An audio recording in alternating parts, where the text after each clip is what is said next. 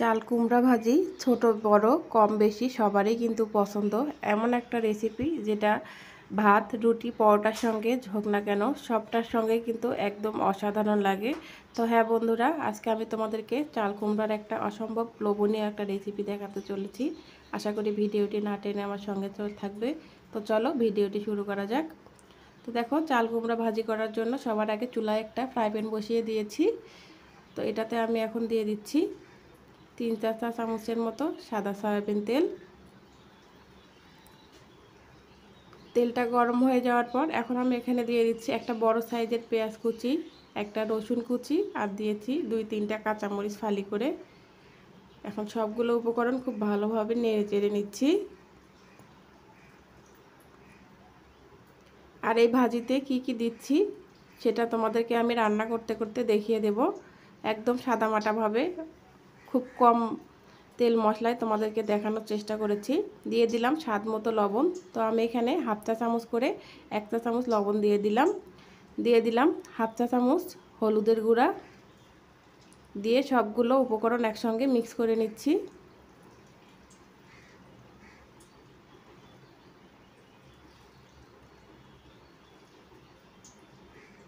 এখন আমি দিয়ে দিচ্ছি এখানে টালা ধনিয়া এবং জিরার গুঁড়ো হাফ চা চামচ।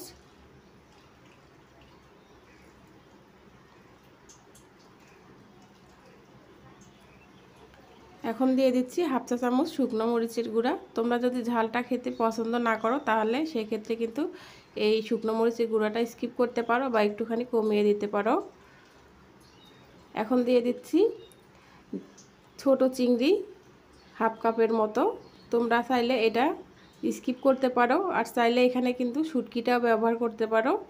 এই চিংড়ি মাছ দিয়ে কিন্তু চাল কুমড়া ভাজি অসম্ভব মজা লাগে এবং লোভনীয়।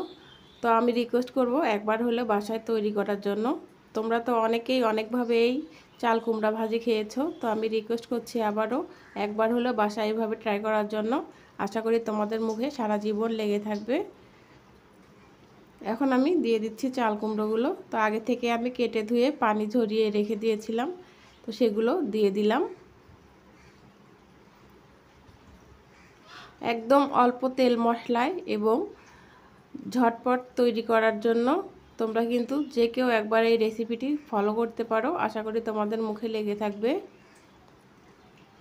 এখন আমি অনবরত নেড়ে নেড়ে এই কুমড়োটা ভাজি করব।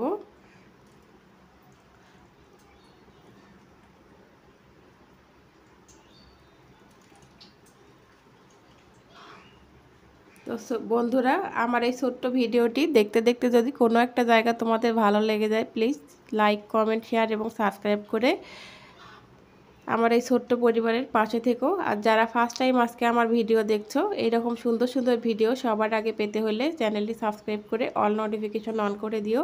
তাহলে আমি নতুন কোনো ভিডিও দেওয়ার সঙ্গে সঙ্গে পৌঁছে যাবে তোমাদের কাছে নোটিফিকেশন। দেখো, এই চাল কুমড়া থেকে কিন্তু অনেকটাই পানি বেরিয়ে যায়। তো এখানে এই জন্য আমি ঢাকনা দিয়ে ঢেকে দেইনি। তো আমি একটু পরে ঢাকনা দিয়ে ঢেকে দেব যাতে এই চাল কুমড়াটা ভালোভাবে সিদ্ধ হয়।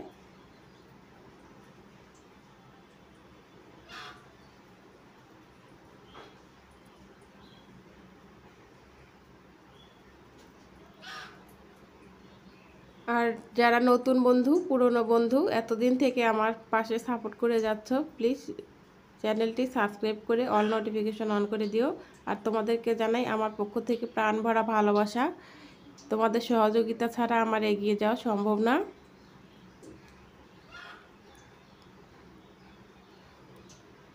দেখো, অনেকটাই কিন্তু পানি বেরিয়ে গেছে ভাজতে ভাজতে।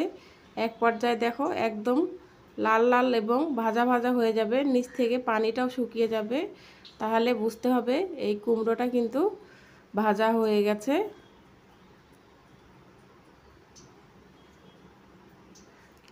তো আমি ঢাকনা দিয়ে ঢাকি নাই, কারণ পানি আরও বেরিয়ে যাবে। তো দেখো রান্নাটা কিন্তু কমপ্লিট হয়ে গেছে। এখন আমি নামিয়ে নিচ্ছি। দেখো বন্ধুরা, তৈরি হয়ে গেল আমার মজাদার চিংড়ি মাছ দিয়ে চাল কুমড়ো ভাজি। তো আমার এই ছোট্ট ভিডিওটি কেমন লাগলো অবশ্যই কমেন্টের মাধ্যমে জানাবে। ভিডিওটি ভালো লাগলে বেশি বেশি করে লাইক, কমেন্ট, শেয়ার এবং সাবস্ক্রাইব করে দিও। নিজে দেখো এবং অন্যদেরকে দেখার সুযোগ করে দিও। আর এরকম সুন্দর সুন্দর ভিডিও সবার আগে পেতে হলে চ্যানেলটি সাবস্ক্রাইব করে অল নোটিফিকেশন অন করে দিও, তাহলে আমি নতুন ভিডিও দেওয়ার সঙ্গে সঙ্গে পৌঁছে যাবে নোটিফিকেশন। আজকে এই পর্যন্তই। আল্লাহ হাফেজ।